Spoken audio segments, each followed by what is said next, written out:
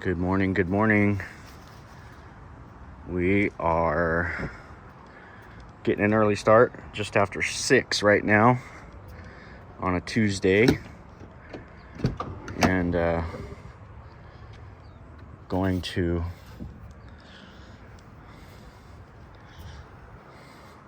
head out to the tiny home project. I'm gonna see how the boys did yesterday. That was Juan, our new contractor that we've been working with, that I'm pretty excited about.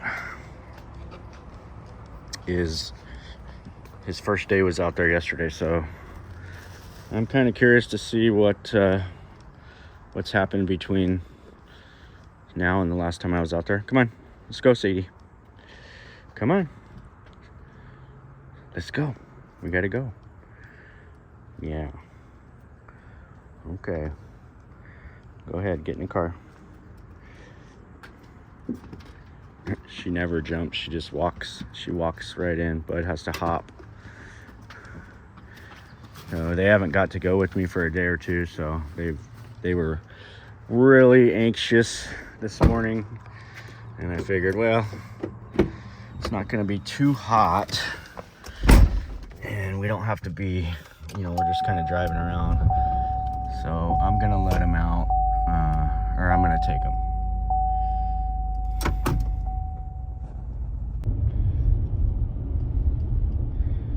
We're making our way out. Little cloud cover this morning,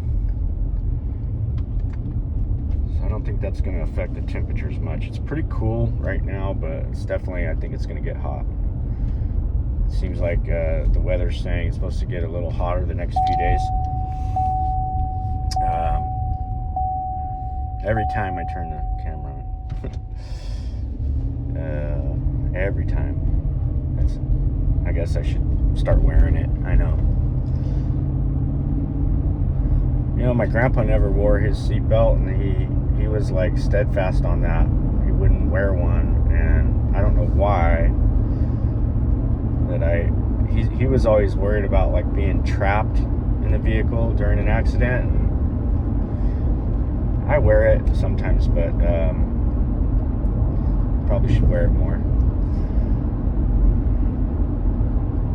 You never know. So I guess there was a big, crazy storm in Lake Tahoe the other day, a couple days ago. Did anybody hear about that? Let me know in the comments. I saw some video and people were saying it was fake. I mean, it literally looked like, at Lake Tahoe, it looked like the ocean. The waves were coming into shore. It pushed all the boats up onto the shore, and they were all crumpled up together. It was pretty insane, and it was actually snowing, and that was like 2 days ago. But there's that.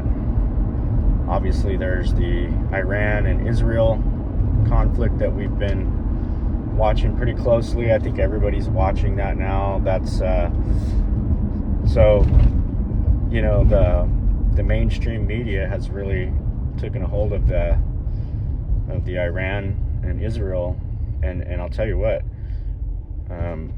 they couldn't get Ukraine. Nobody was really, seemed like nobody cared about Ukraine. I know I never got into watching that and didn't really take much thought to the Ukraine conflict.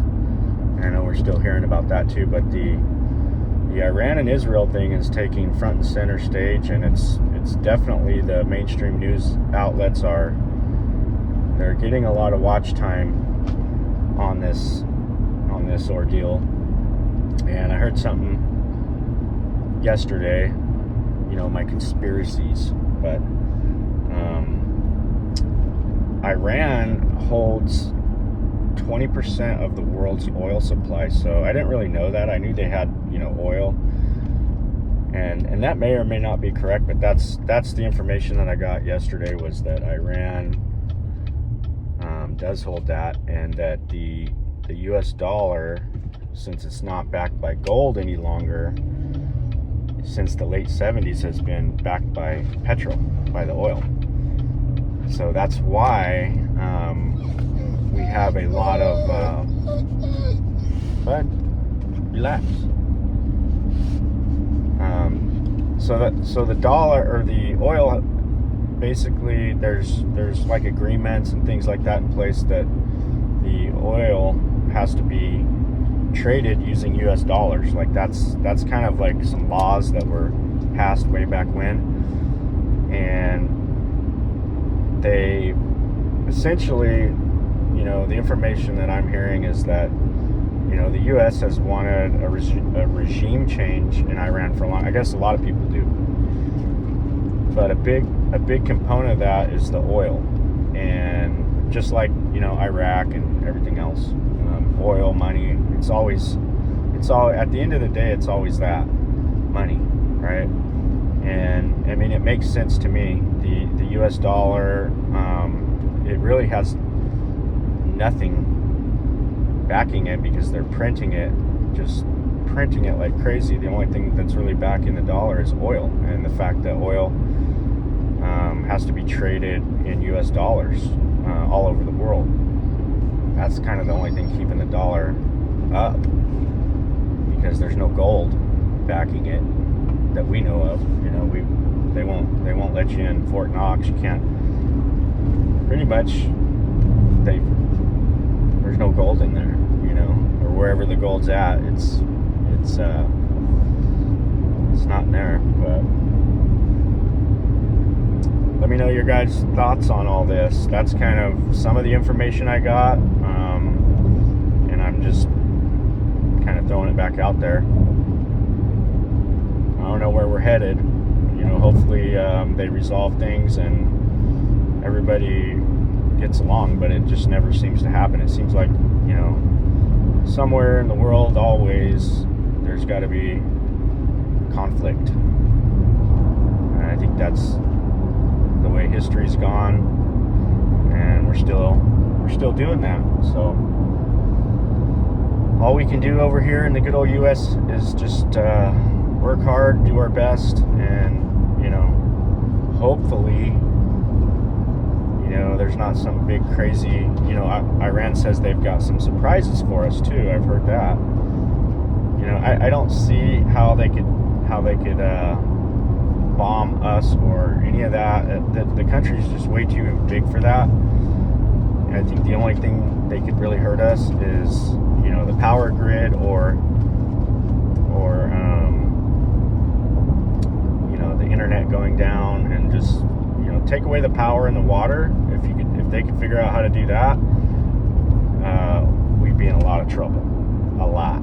They wouldn't even need to bomb if they could figure out how to take the power grid down. A lot of people would be in a lot of trouble. Not everyone. All these guys that got their off-grid, battery-powered, compounds are going to be just fine, because they're all powered from the sun. I mean, and that could be we might see a lot of solar, a lot of sales and stuff in solar, and people wanting to, basically have a fully functional, a fully functional off-grid compound that doesn't need to be connected to the grid. I think that's the next step for a lot of folks. Obviously, people in LA and San Francisco, they can't do that. They're going to be in a lot of trouble if power and water becomes an issue. And just my common sense approach, I guess you would say, is, I mean, that's the only thing I could think of is that. So, well, we just got out here, and we're gonna go have a look and see what they got done. Ooh. This dirt out here is like, you call it moon dust. It's just powder. So I see they got it over there by the fence, so they got it moved. That's good. They didn't get the other one moved. I figured to get them both moved by yesterday. But that's a good thing they got that one moved. So we're happy about that. Get their little pad there. They definitely built that pad up. Looks like the septic tank and the leach line is done.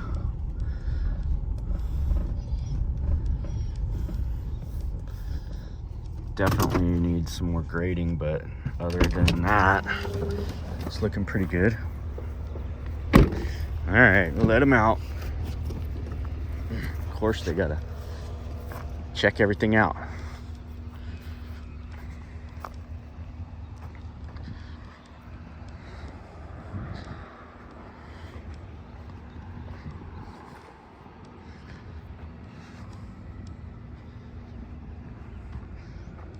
And that's not bad. It's up there where we wanted it. The septic's done to here. I don't know if they had to have done this connection too. Maybe not yet. We'll have to dig that back out probably. I don't know what they did there. Ooh, this stuff's like powder. So we definitely need to get a lot of water on that and let it really soak in.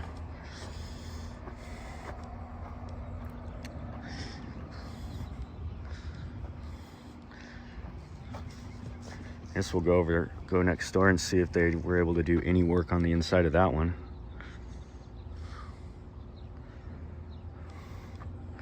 This is all in, so we got to run our sewers into here. I ordered the sanitary tee for this thing. He's got that hanging over the edge there. I don't think that was a big deal to be that close, but whatever. I wasn't really worried about it. Told him 10 feet, but I mean, nothing's real super precise out here because it's just kind of, eventually these are going to go away anyways, and they're going to do, oh, that's not cool. The window cracked, broke the window. That sucks.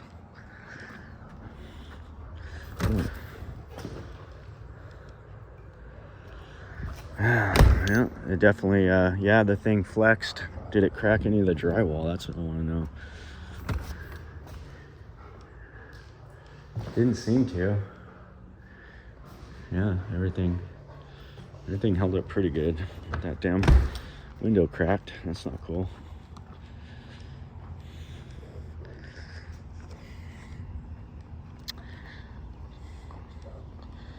Have to get that fixed.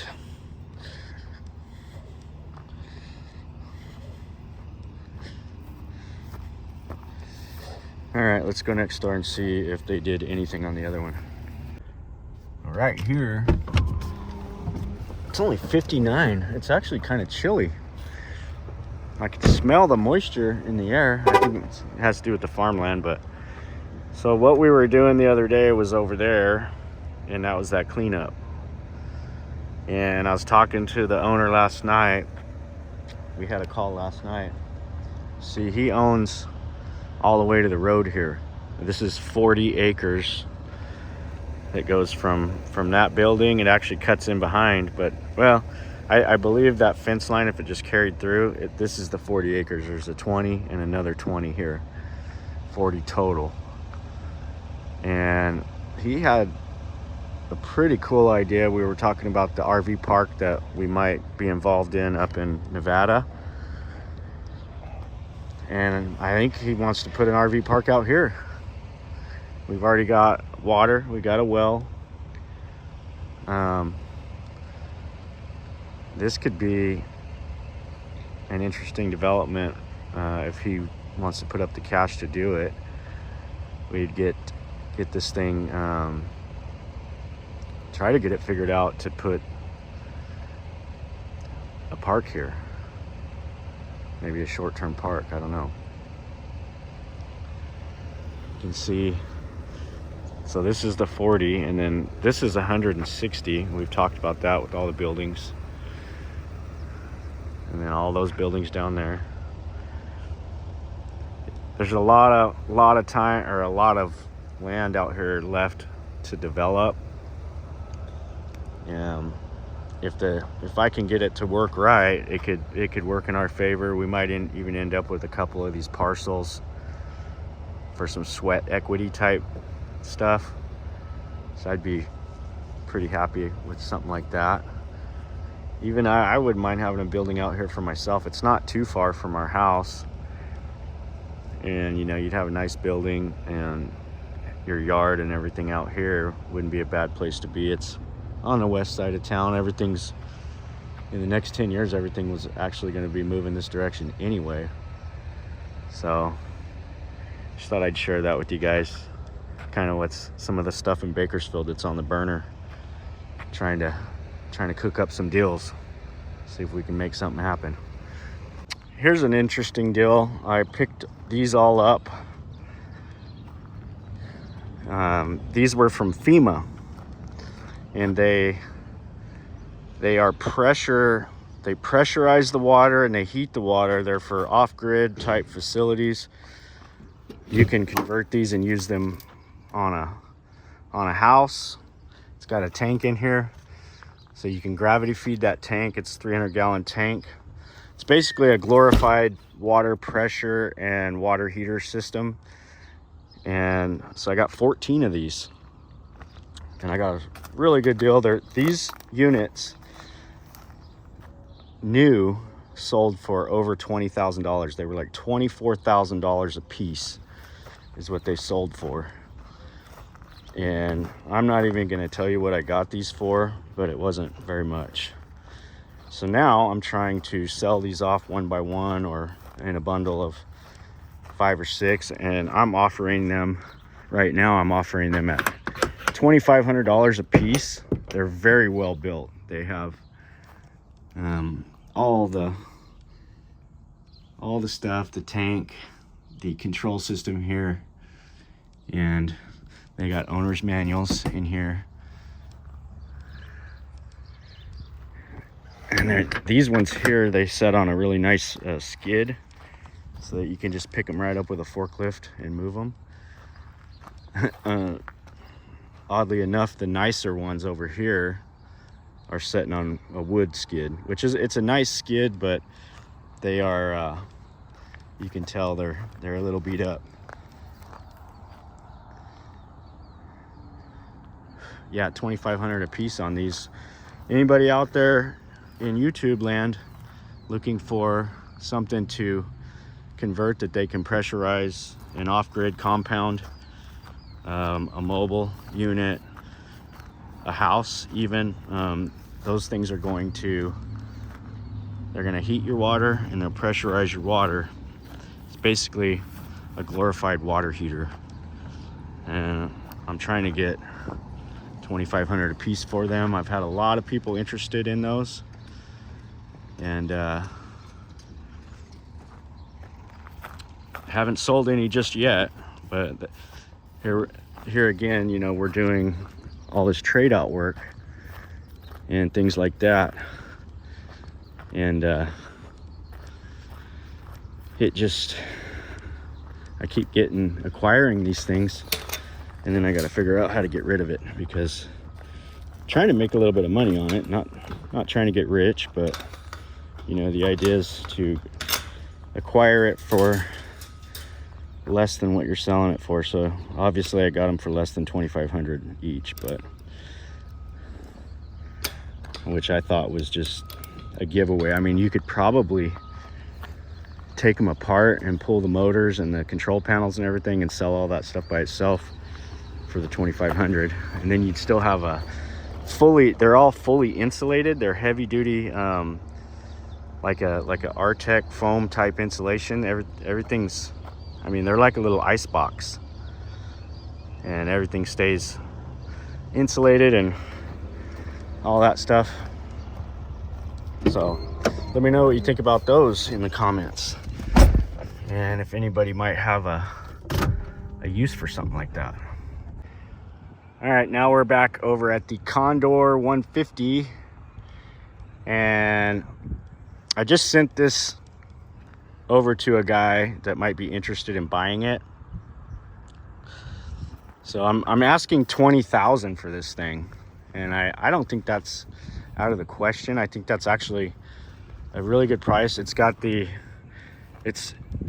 one of these axles up here is a drive wheel, so it's got a drive line and everything. So this thing's like almost like all-wheel drive. I think it's the rear axle is got power to it, and then the back two, they have a locking diff on them, so this thing could crawl kind of up some pretty steep stuff. It's really not, it just needs to be cleaned up. We need to get a battery in this thing, and we're gonna have to move it. So I'm gonna have Owen find us a battery. This is I don't even know what this is. That's the auxiliary hydraulics or something. I really don't know a whole lot about it. I know in its time that this machine right here was probably $250,000. And for the right person that needed something like this, I gotta say the value's got to be there at 20. So let me know what you guys think about that.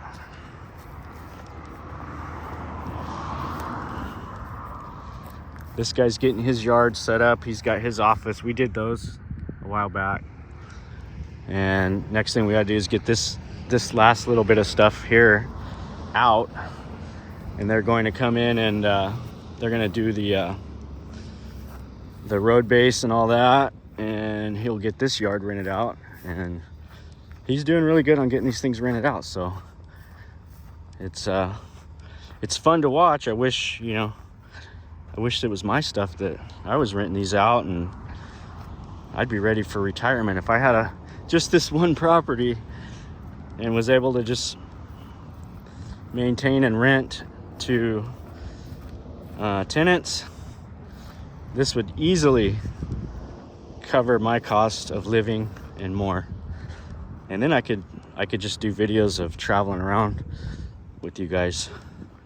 We'll get my Sprinter van and the dogs, and we would just travel. Eventually that's the plan, but we're not there yet.